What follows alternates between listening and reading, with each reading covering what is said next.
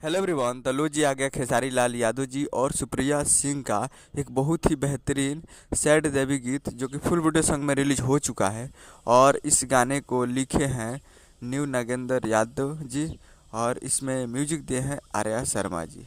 और इस गाने को गाए हैं खेसारी लाल यादव जी, जो कि आपको स्क्रीन के ऊपर दिखाई दे रहा है। जिस सॉन्ग का टाइटल रखा गया है पुजाई होखेला है, जिसका टाइटल है पुजाई होखेला।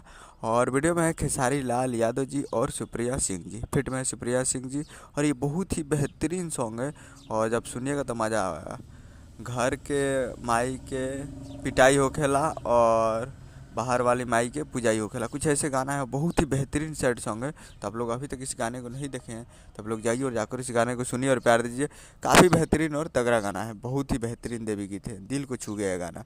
तो आप लोग जाइए और जाकर प्यार दीजिए भरपूर और ट्रेंडिंग में लाइए। यही अपडेट है। उम्मीद करें वीडियो अच्छा चैनल को सब्सक्राइब करें, बेल आइकन ताकि सके चाहिए यादव जी के लेटेस्ट आते रहे वीडियो। वीडियो को लाइक कीजिए, चैनल को सब्सक्राइब कीजिए। मिलते हैं अगला वीडियो में, तब तक के लिए।